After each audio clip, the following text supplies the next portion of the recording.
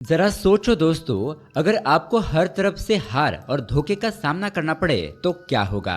कुछ ऐसा ही होता है हमारे आज की कहानी में, जिसमें कृष्णमूर्ति नाम के एक लड़के को हर एक कदम पर सेटबैक्स मिलने लगते हैं। जो भी उसकी जिंदगी में आता है वो उसका दिल तोड़कर उसे अकेला छोड़कर चला जाता है। उसके सपने बिखर जाते हैं, आगे का रास्ता उसे धुंधला दिखाई देने लगता है। हालात उसे एक साधारण डिलीवरी बॉय तक पहुंचा देते हैं, जहां पर वो बस अपने दिन काट रहा होता है।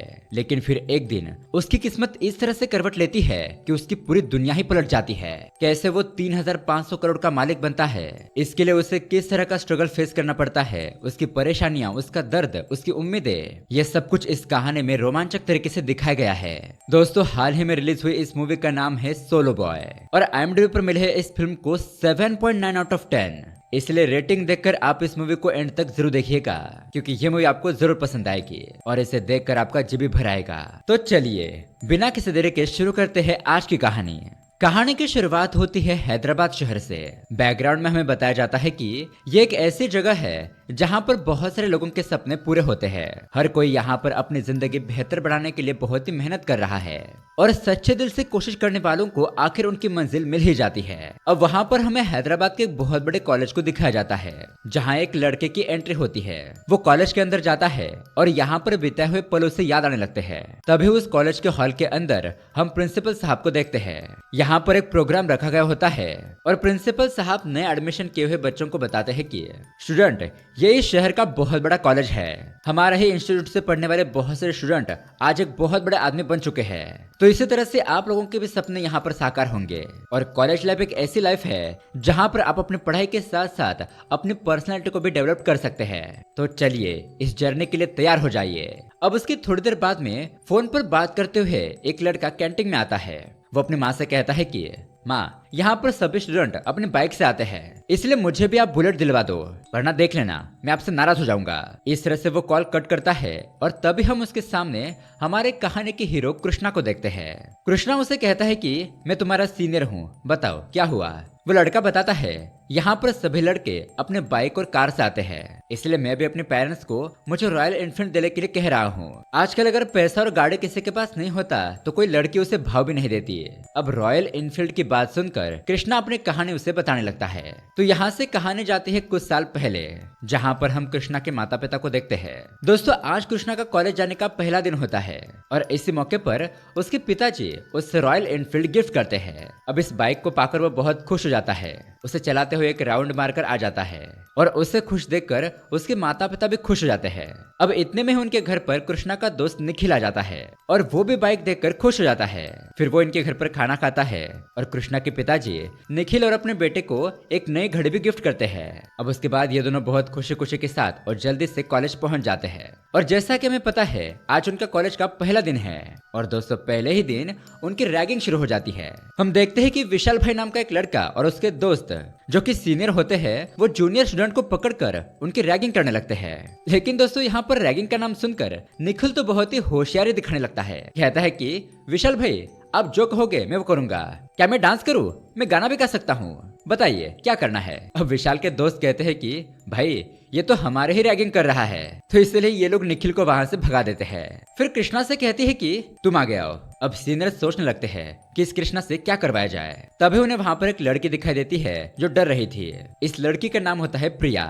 अब वो उसे सामने बुलाते हैं और कृष्णा को उसे प्रपोज करने के लिए कहते हैं। और दोस्तों, कृष्णा तो प्रिया को पहली नजर में देखते ही उससे प्यार कर बैठता है और आई लव यू भी बोल देता है। तो सीनियर प्रिया से कहते हैं कि अगर तुम्हें इसका प्रपोजल अच्छा लगा तो इसे एक्सेप्ट करो, वरना इसे एक जोरदार थप्पड़ मारो।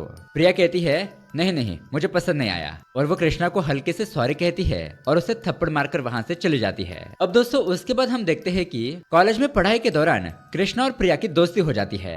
जैसे जैसे दिन बीतने लगते हैं, उनकी दोस्ती और भी गहरी हो जाती है और आखिरकार वो दोनों एक दूसरे से प्यार करने लगते हैं। इन दोनों को एक दूसरे के साथ रहना, एक दूसरे के साथ घूमना फिरना बहुत ही अच्छा लगने लगता है। और दोस्तों, जब वे कभी शॉपिंग करने के लिए, खाना खाने के लिए जाते हैं, तो तब कृष्णा के पास ज्यादा पैसे नहीं होते, तो उस दौरान बिल के पैसे प्रिया ही पे करती है क्योंकि प्रिया एक बहुत ही अमीर खानदान से थी। फिर कुछ महीनों के बाद कृष्णा प्रिया को अपने घर वालों से भी मिलवाता है। अब उसके बाद हम देखते हैं एक दिन कृष्णा का बर्थडे होता है तो सभी दोस्त लोग और बाकी के कुछ लोग बर्थडे सेलिब्रेट करने के लिए आते हैं। अब केक कट करके बर्थडे सेलिब्रेट करने के बाद कृष्णा और प्रिया एक रूम में जाकर रोमांस करने लगते हैं। तभी यहाँ पर प्रिया को सुसु आती है, इसलिए वो वॉशरूम चली जाती है। कृष्णा रूम में उसका इंतजार करने लगता है, लेकिन 10 मिनट बाद ही उसे बाहर से जोर जोर से आवाज सुनाई देती है। कृष्णा जब बाहर जाकर देखता है तो उसका दोस्त निखिल उसे बताता है कि ये कुछ लड़के शराब पीकर प्रिया के साथ मिसबिहेव करने की कोशिश कर रहे थे, इसलिए मैंने इन्हें रोका और डांट रहा था। अब कृष्णा यहाँ पर कोई झगड़ा नहीं करना चाहता था, इसलिए वो निखिल को पुलिस को कॉल करने के लिए कहता है ताकि उन्हें अच्छा सा सबक सिखाया जा सके। लेकिन अब वो लड़के पुलिस का नाम सुनते ही भड़क जाते हैं। उल्टा कृष्णा को ही धमकाने लगते हैं, उसे मारने के लिए आगे बढ़ते हैं। अब ये देखकर कृष्णा को लगता है कि अगर कोई अपनी गर्लफ्रेंड को बचा नहीं सकता तो वो कैसा मर्द है, इसीलिए वो एकदम से गुस्से में आ जाता है और उन सभी लोगों से फाइट करने लगता है। कृष्णा और उसके दोस्त उन सभी लोगों को बहुत मारते हैं, उन्हें अच्छा सबक सिखाते हैं। तो बहुत ज्यादा मार खाने की वजह से वो 4 लड़के वहाँ से तुरंत ही भाग जाते हैं। अब उसके बाद ये सभी लोग बैठकर बात कर रहे होते हैं तो प्रिया कृष्णा से कहती है कि क्या तुम मुझसे इतना प्यार करते हो कि उन लड़कों से भिड़ गए। कृष्णा उसे कहता है कि क्या तुम्हें कोई शक है, अभी तुमने देखा नहीं है, मैं तुमसे सच्चा प्यार करता हूँ, तुम्हारे लिए कुछ भी कर सकता हूँ। यह सुनकर प्रिया भी बहुत खुश हो जाती है। अब पार्टी खत्म होने के बाद कृष्णा प्रिया को उसके घर पर छोड़ने के लिए जाता है और घर के बाहर वो अपनी शादी की बात करता है।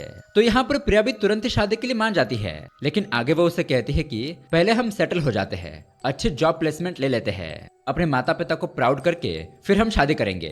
तो कृष्णा भी उसकी बात मान लेता है, उसे हक करके वहाँ से चला जाता है। लेकिन दोस्तों यहाँ पर प्रिया जब गेट खोल के अंदर जाती है तो वो अपने सामने अपने पापा को देखती है। उसके पापा ने सारी बातें सुन ली थी। वो प्रिया से पूछते हैं कि वो लड़का कौन है और क्या सच में तुम मुझसे प्यार करने लगी हो। लेकिन प्रिया यहाँ पर कोई भी जवाब नहीं देती, वो चुपचाप अंदर चली जाती है। अब अगले दिन हम देखते हैं कि प्रिया कॉलेज में कृष्णा से बात करने से बचती है। वो उसे इग्नोर करने लगती है, लेकिन कृष्णा उसका पीछा करता है। वो उसे रिक्वेस्ट करता है। तब उसे प्रिया बताती है कि कल रात मेरे पापा ने तुम्हें देख लिया था और वो तुम्हारे बारे में पूछने लगे कि तुम्हारी कास्ट कौन सी है, तुम्हारा बैकग्राउंड क्या है, तुम कितना कमाते हो, वगैरह वगैरह। तो अब ये सब कुछ जानने के बाद मुझे नहीं लगता कि हमारे पेरेंट्स हमारे रिश्ते के लिए मानेंगे। मुझे लगता है कि वो तुम्हें एक्सेप्ट नहीं करेंगे। जिस पर कृष्णा उसे कहता है कि नेक्स्ट वीक हमारे कॉलेज में प्लेसमेंट है, तो मैं उसमें प्लेसमेंट लेने के बाद तुम्हारे पापा से बात करूंगा। अब ये बात सुनकर फिलहाल तो प्रिया मान जाती है। फिर अगले हफ्ते प्लेसमेंट का दिन आ जाता है। सभी स्टूडेंट जाकर इंटरव्यू वगैरह देने लगते हैं। यहाँ इनके कॉलेज में 4-5 कंपनियां आई हुई थी, जिसमें कि अब कुछ स्टूडेंट का सिलेक्शन हो जाता है और कुछ स्टूडेंट को रिजेक्ट भी किया जाता है। तभी हम यहाँ पर देखते हैं कि इस प्लेसमेंट में निखिल और प्रिया का सिलेक्शन हो जाता है। प्रिया को तो 7.5 लाख तक की सैलरी का पैकेज मिलता है, यानी कि प्रति महीना 60,000 से भी ज्यादा। वहीं पर दोस्तों हमारे कृष्णा को हर जगह से रिजेक्शन मिलने लगता है, जिससे कि वो बहुत परेशान हो जाता है। लेकिन फाइनली उसे कंपनी में प्लेसमेंट मिल ही जाती है, पर सिर्फ इसलिए क्योंकि बाकी स्टूडेंट ने इस कंपनी में ज्वाइन करने से मना कर दिया था। क्योंकि दोस्तों ये कंपनी स्टूडेंट को कम सैलरी ऑफर कर रही थी। कृष्णा को 25,000 प्रति महीना सैलरी मिलेगी ऐसा बताया जाता है, जिसके लिए वो मान जाता है और बहुत खुश हो जाता है, क्योंकि इतने रिजेक्शन के बाद उसे एक जॉब तो मिली थी। बस वो यही खुशी के बाद प्रिया को बताने के लिए जाता है कि उसका प्लेसमेंट हो गया है। लेकिन यहाँ पर तो प्रिया सबसे पहले उसे पूछती है कि तुम्हारी सैलरी कितनी है। कृष्णा बताता है कि 25,000 रुपए हर महीना। अब उसके कम सैलरी की बात सुनकर प्रिया के तो एक्सप्रेशन ही बदल जाते हैं। वो तुरंत ही कृष्णा से ब्रेकअप करने की बात करने लगती है। वो कहती है कि अब तक मैंने अपनी जिंदगी बहुत ही लग्जरियस लाइफस्टाइल में जी है और तुम्हारे साथ इस सैलरी में आगे की जिंदगी मुश्किल भरे हालात में बिताना नहीं चाहती। तुम्हारी जितनी सैलरी है उससे ज्यादा सैलरी तो हमारे ड्राइवर की है। प्यार करना और शादी करना इसमें बहुत फर्क है और ऊपर से तो हमारी कास्ट भी अलग है, इसलिए मुझे लगता है कि मेरा ख्याल तुम अपने दिमाग से निकाल दो, हम दोनों एक साथ नहीं रह सकते। अब प्रिया की ऐसी बातें सुनकर कृष्णा का तो दिल ही टूट जाता है। वो प्रिया को मनाने की बहुत कोशिश करता है, लेकिन प्रिया उसकी बात नहीं मानती। ब्रेकअप करके वो वहाँ से चली जाती है। अब उसी रात कृष्णा अपना गम भुलाने के लिए बहुत ज्यादा शराब पीता है। यहाँ पर उसके दोस्त उसे समझाते हैं कि क्या कम सैलरी की जॉब मिलेगी तो लड़की तुम्हें छोड़कर चली जाएगी। ऐसा थोड़ी होता है यार, अगर ऐसा ही था तो उसे प्यार करने से पहले तुम्हारी कास्ट और पैसा देखना चाहिए था। जैसे ही तुम्हें कम सैलरी की जॉब मिली उसने अपना असली रंग दिखा दिया।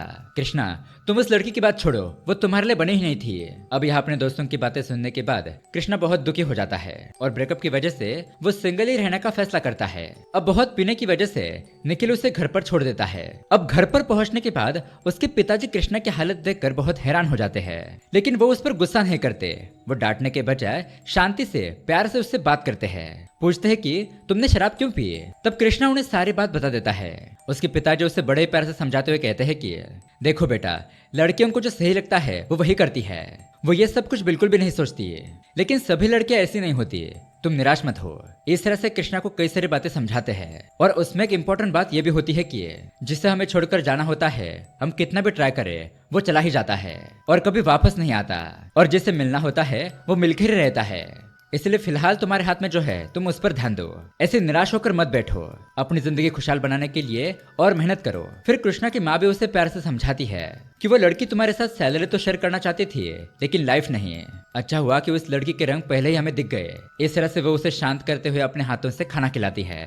अब दोस्तों कुछ महीनों के बाद कॉलेज में फेयरवेल डे आ जाता है, जहाँ पर सभी लोग एंजॉय कर रहे होते हैं, लेकिन कृष्णा एक साइड में बहुत उदास बैठा होता है, क्योंकि वो प्रिया को अपने आंखों के सामने जाते हुए नहीं देख सकता था। इसलिए वो वहां से साइड में चला जाता है। अब प्रिया उसे ऐसे देखती है और उसके पीछे जाती है। कृष्णा उसे देखकर इमोशनल हो जाता है और फिर से प्रिया से शादी की बात करता है, लेकिन फिर भी प्रिया तुरंत ही मना कर देती है। अब कृष्णा बहुत ही इमोशनल होता है, इसलिए वो प्रिया के गले लगकर उसे मनाने की कोशिश करता है, लेकिन प्रिया को लगता है कि वो उसके साथ जबरदस्ती कर रहा है, इसलिए वो उसे पीछे धक्का दे देती है और हम कभी एक नहीं हो सकते ऐसा कहकर चली जाती है। और प्रिया के रिजेक्शन से फिर से कृष्णा बहुत ही दुखी हो जाता है। अब वो घर पर जाकर प्रिया की हर चीज जला देता है जो उसने कृष्णा को गिफ्ट के तौर पर दी थी, और यहाँ पर कृष्णा फूट फूट कर रोता है। ये सब कुछ पीछे खड़े होकर उसके माता पिता देख रहे थे। उन्हें भी अपने बेटे की हालत और दुख देखा नहीं जा रहा था, लेकिन वो उसे कुछ समय के लिए उसके इसी हालत में छोड़ने का फैसला करते हैं। यहाँ इस तरफ कुछ महीनों के बाद प्रिया की शादी किसी अमीर घर में हो जाती है, और प्रिया की शादी की बात सुनकर कृष्णा और भी परेशान और डिप्रेस हो जाता है। इसी तरह से दोस्तों ब्रेकअप के गम में उसके 6 महीने बीत जाते हैं। वो बहुत ही परेशान रहने लगा था, शराब पीने लगा था, और उसकी यह हालत उसके पिताजी को देखी नहीं जाती है। वो अपने बेटे को इस हालत में नहीं देखना चाहते थे, तो उसे आखिरी बार समझाते हैं।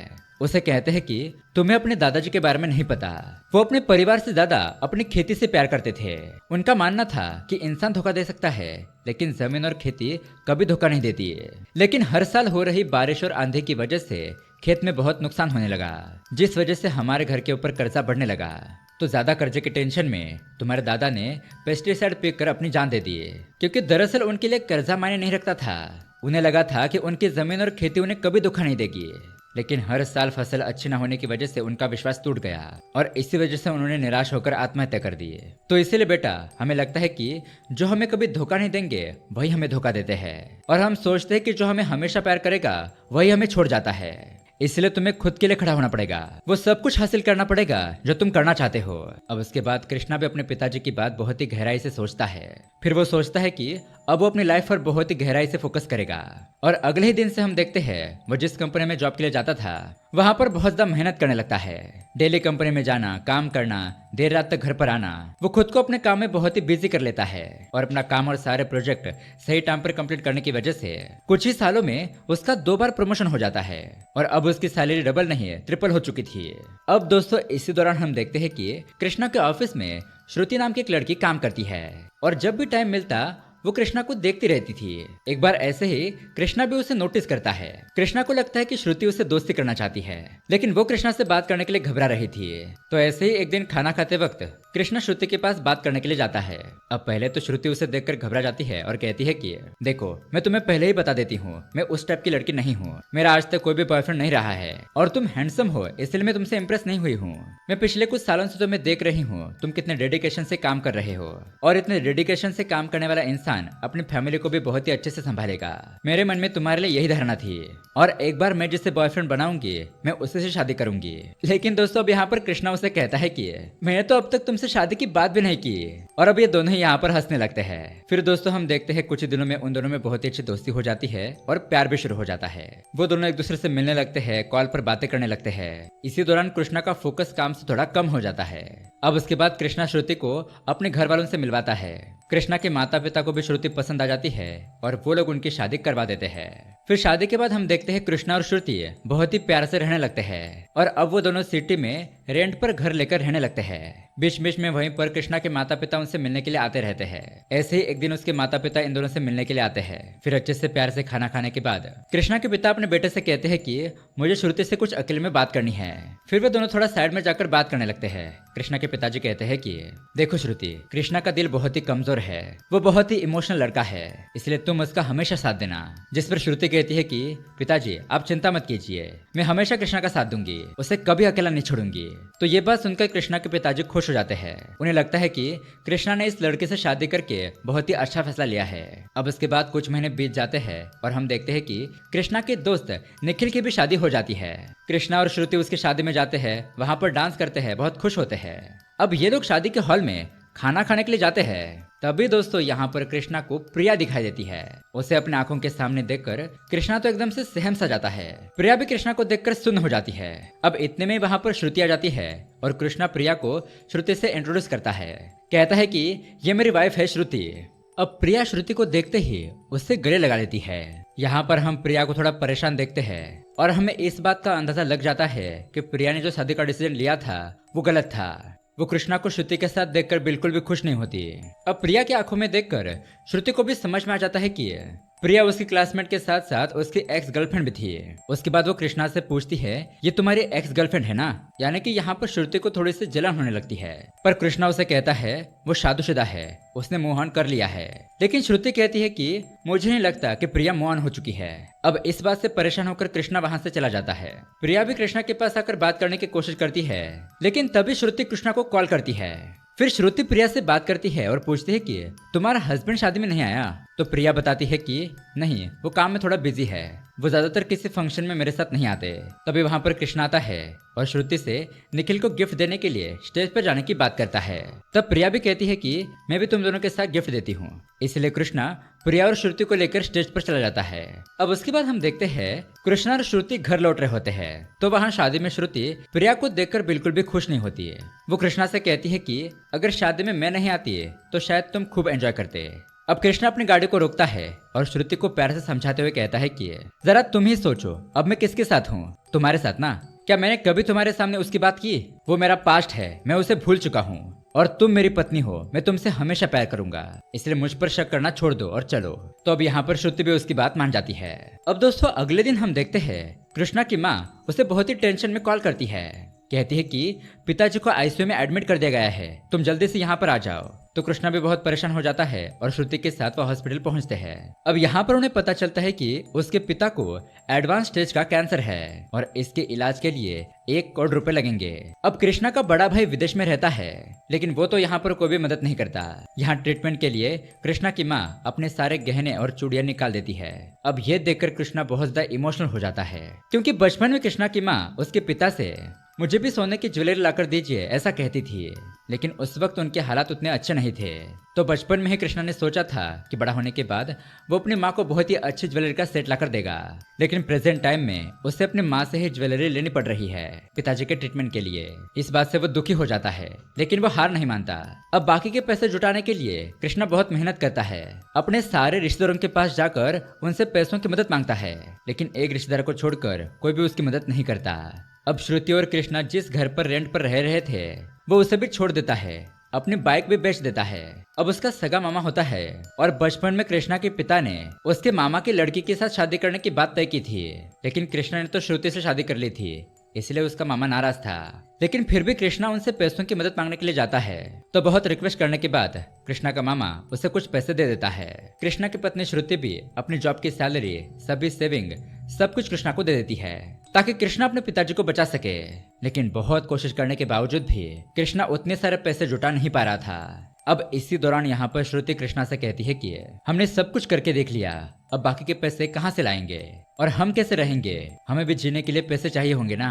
तो इस बात पर कृष्णा गुस्सा हो जाता है। वो उसे कहता है कि तुम्हारे पिताजी नहीं है ना, इसलिए तुम ऐसी बातें कर रही हो। किसी भी हालत में मैं अपने पिताजी को बचाना चाहता हूँ, लेकिन तुम मेरी बात नहीं समझोगी, ऐसा कहकर वो चला जाता है। लेकिन दोस्तों कृष्णा की ये बात श्रुति को बहुत चुभ जाती है, जिससे कि वो बहुत परेशान रहने लगती है। ना ढंग से सोती है, ना खाना पीना करती है। ऑफिस में हम देखते हैं उसके पास सैंडविच खरीदने के लिए भी पैसे नहीं थे। अब यहाँ इस तरफ हॉस्पिटल में कृष्णा के पिताजी को होश आ जाता है। उसके पिताजी कृष्णा को अपने पास बुलाते हैं और कहते हैं कि अपनी माँ और परिवार का ख्याल रखना। इतने में उनकी हालत बिगड़ने लगती है। अब डॉक्टर उनको चेक करने लगते हैं और वो लोग कृष्णा को बाहर भेज देते हैं। अब रात को हम देखते हैं कृष्णा बहुत ही उदास और इमोशनल होकर बैठा होता है। तभी वहां पर श्रुति कुछ पेपर्स लेकर आती है, यानी कि दोस्तों ये डिवोर्स पेपर थे। वो कृष्णा से कहती है कि मैंने जितना भी कमाया था वो सब कुछ जीरो हो चुका है, मेरे पास अब कुछ भी बैलेंस नहीं बचा है और इसी हालत में मैं और नहीं जी सकती। मेरे पिताजी के मरने के बाद मेरे परिवार ने और मैंने बहुत ही मुश्किल से दिन बिताए थे और उसी तरह की स्ट्रगल भरी लाइफ मैं अपने बच्चों को नहीं देना चाहती। लेकिन तुम्हारे पिताजी के इलाज में सब कुछ चला गया, अब मैं तुम्हारे साथ नहीं रह सकती। तो श्रुति की ऐसी बातें सुनकर कृष्णा भी बिना सोचे समझे पेपर पर साइन कर देता है। वो जाते वक्त श्रुति को बताता है कि मेरे पिताजी अब नहीं रहे। तो उसकी ये बात भी सुनकर श्रुति वहां नहीं रुकती, वो उसे छोड़कर चली जाती है। उसके अगले दिन हम देखते हैं कृष्णा का दोस्त निखिल उसे समझाने की कोशिश करता है कि तुम्हारे साथ जिंदगी में बहुत ही बुरा हुआ, सब लोग तुम्हें छोड़कर चले गए, ये सब कुछ सोचकर ही मैं घबरा रहा हूँ, लेकिन तुम निराश मत होना, धीरे धीरे सब कुछ ठीक हो जाएगा। यहाँ पर कृष्णा बहुत दुखी होता है, उसके पिता भी उसे छोड़कर चले गए थे और श्रुति भी। तो निखिल उसे मोटिवेट करने की कोशिश करता है कि तुम टेंशन मत लो, मुझे लगता है कि ये सब कुछ अच्छा होने के लिए हुआ है, बस कैसे करके तुम इस समय को काट लो। लेकिन अब यहाँ पर कृष्णा कहता है कि मैं उस कंपनी में जॉब नहीं करूंगा, मैं खुद की कंपनी बनाऊंगा। मेरे पिताजी को बचाने के लिए मेरे पास 1 करोड़ रुपए नहीं थे और पैसे ही ना होने की वजह से सब लोग मुझे छोड़कर जा रहे हैं, इसलिए अब कैसे भी करके मुझे बहुत सारे पैसे कमाने हैं। निखिल उसे समझाता है कि यह हम जैसे मिडिल क्लास लोगों की बस की बात नहीं है, क्योंकि कोई भी कंपनी खड़ी करने के लिए बहुत सारे पैसे और टीम चाहिए होती है। तो निखिल उससे प्लान पूछता है, लेकिन कृष्णा उसे कहता है कि अभी तो मेरे पास कुछ प्लान नहीं है और फिलहाल मैं फूड डिलीवरी पार्टनर बनकर काम करूंगा। इसी दौरान वो अलग अलग बिजनेस के आइडिया सोचने लगता है। उसकी माँ भी दुखी होती है, लेकिन वो उसे संभालता है। अब ऐसे ही एक दिन उससे एक आदमी मिलता है जो कि बहुत परेशान था। परेशानी की वजह पूछने पर वो आदमी बताता है कि मैं एक किसान हूँ, खेत में हर साल 10 लाख की फसल बिकती थी, लेकिन इस साल उसे मीडिएटर की वजह से सिर्फ 5 लाख ही मिले। अब वो इतने कम पैसों में अपना लोन और खर्चा कैसे चुकाएगा, यही सब सोचकर वो किसान परेशान हो रहा था। अब कृष्णा उस आदमी को दिलासा देकर वहां से चला जाता है, लेकिन अगले दिन वो न्यूज़पेपर में देखता है कि उसे आदमी ने जहर खाकर आत्महत्या कर दी है। अब ये खबर सुनकर कृष्णा बहुत ही दुखी हो जाता है और तभी वह सोच लेता है कि उसे किसानों से रिलेटेड ही कुछ करना है। अब इसी प्रॉब्लम को सॉल्व करने के लिए वो एक ऐप बनाने की सोचता है। उस ऐप में फार्मर्स डायरेक्ट अपने प्रोडक्ट डाल सके और अपने हिसाब से उसकी प्राइस सेट कर सकते हैं और उन प्रोडक्ट को कस्टमर भी डायरेक्ट खरीदेंगे, जिस वजह से मीडिएटर का कमीशन हट जाएगा और इस प्लान से फार्मर और कस्टमर दोनों को ही फायदा होगा और तो और कस्टमर को तो फ्रेश प्रोडक्ट भी मिलेंगे।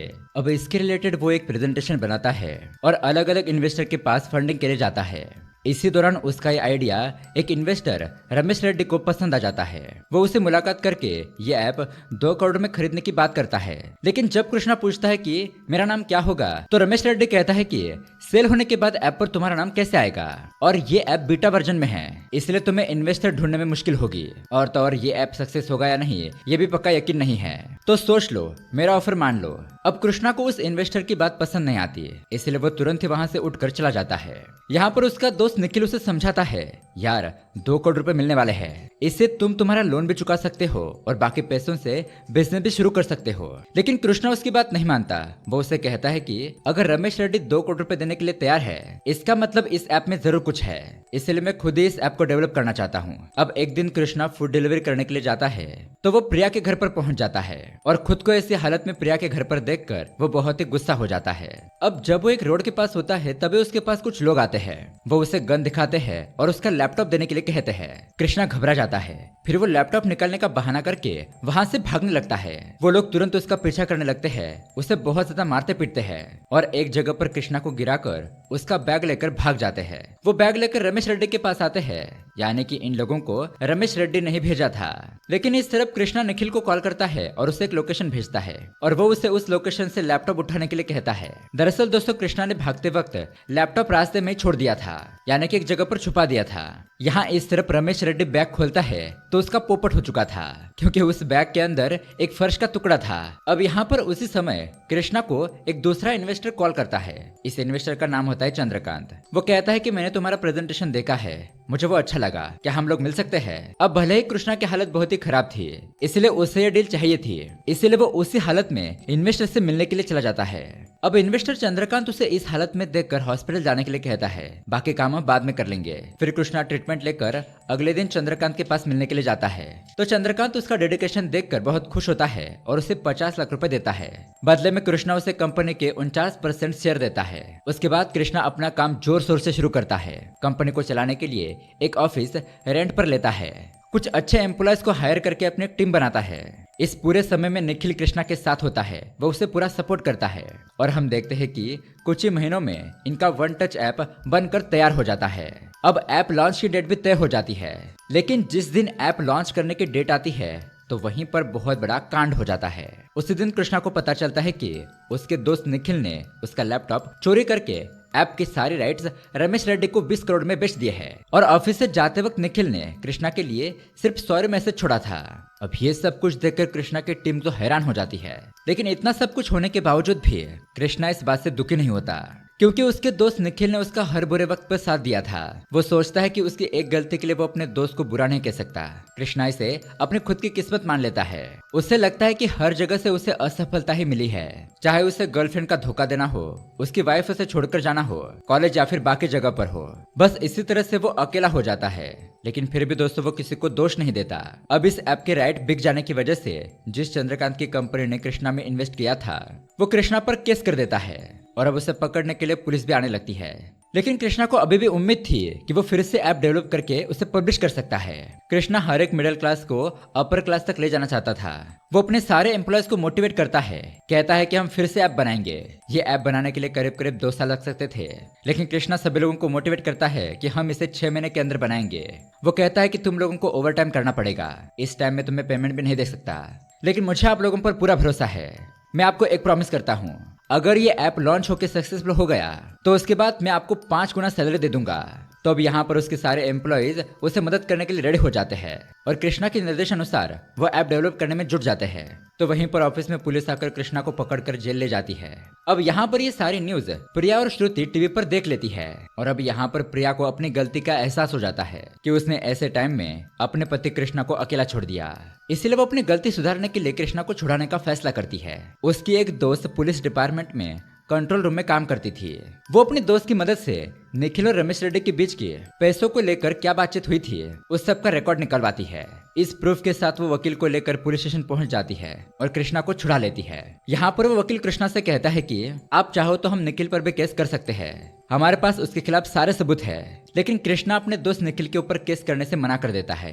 वो अपने दोस्त निखिल को जेल नहीं भेजना चाहता था।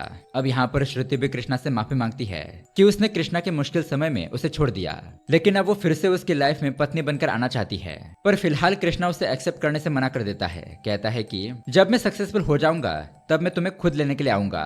फिर हम देखते हैं कृष्णा ने अपनी टीम को काम पर तो लगा दिया था, लेकिन उसके पास फंड नहीं थे अपने एम्प्लॉयज को सपोर्ट करने के लिए, उस जगह का रेंट देने के लिए, और इसलिए वो बहुत ज्यादा परेशान होता है। लेकिन इस दौरान उसकी माँ उसे हिम्मत देती है। अब ऐसे ही एक दिन वो रास्ते से जा रहा होता है, तभी उसे दिखाई देता है कि कुछ गुंडे एक लड़की को छेड़ रहे हैं। कृष्णा उनका सामना करता है, लेकिन वो लोग चाकू निकालकर उस पर हमला करने लगते हैं। अब किसी तरह से कृष्णा उस लड़की को अपने गाड़ी में बिठाकर वहां से निकल जाता है, लेकिन फिर भी वो गुंडे लोग उसका पीछा करने लगते हैं। अब रास्ते की एक जगह पर उनके बीच लड़ाई शुरू हो जाती है। वो गुंडे चाकू से कृष्णा को मारने ही वाले थे, तभी पास वाले रोड से पुलिस की गाड़ी की आवाज सुनाई देती है, जिसे सुनकर वो गुंडे लोग भाग जाते हैं। अब उसके बाद कृष्णा उस लड़की को उसके घर पर छोड़ने के लिए जाता है और यहाँ पर उसे पता चलता है कि ये लड़की तो उसके सीनियर विशाल भाई की बहन है, जिसने उसकी फर्स्ट ईयर में रैगिंग की थी। अब विशाल कृष्णा का शुक्रिया अदा करता है कि तुमने मेरी बहन को बचा लिया। वो उसे अपने घर पर खाने के लिए बुलाता है। अब यहाँ पर दोनों में करियर की बातचीत होती है।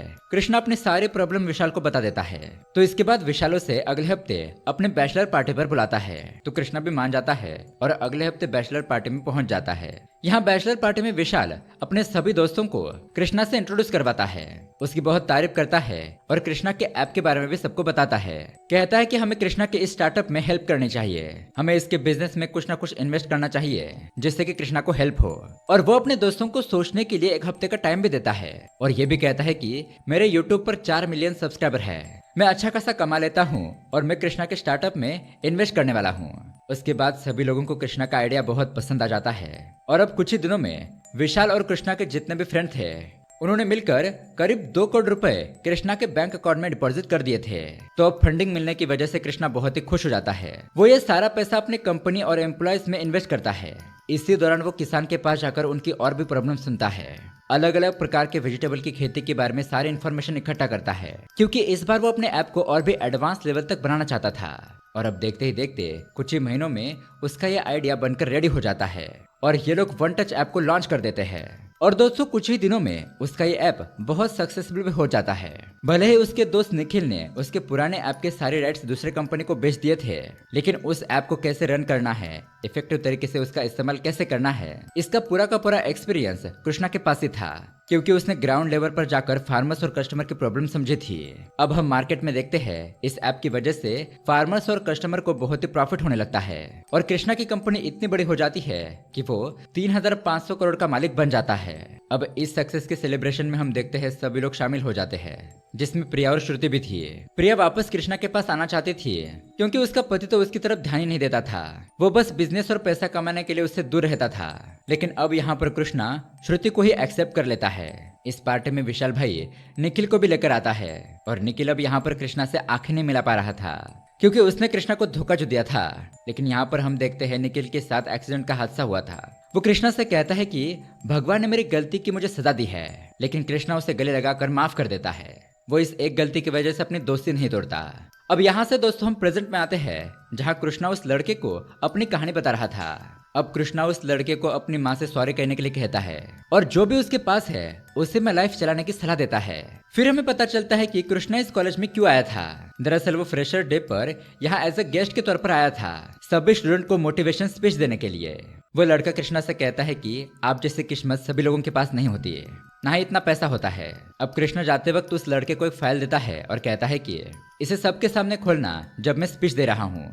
यहाँ पर कृष्णा अपने स्पीच में सभी स्टूडेंट को बताता है कि हारना हमें बहुत कुछ सिखाता है, क्योंकि जब हम हारते हैं तो हमारे पास जीतने के अलावा कोई भी ऑप्शन नहीं होता और हमारी हर हार से हमें कुछ सीखना चाहिए, जिससे कि एक ना एक दिन तुम सक्सेसफुल हो जाओगे।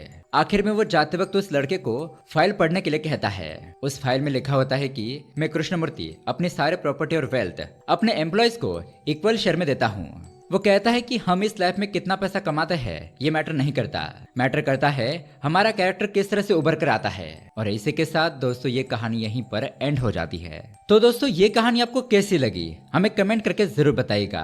साथ ही ऐसे ही अमेजिंग मूवी देखने के लिए हमारे चैनल को सब्सक्राइब जरूर कीजिए। मिलते हैं अगली वीडियो में। Keep watching.